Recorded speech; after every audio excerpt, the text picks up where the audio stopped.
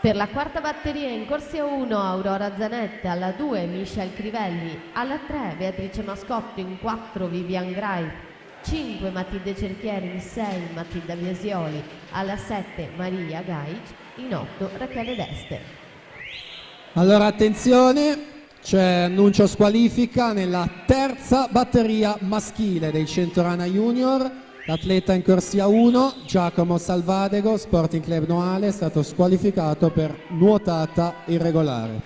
L'atleta in corsia 2, Alessio Vendramini, San Vito, è stato squalificato per nuotata irregolare.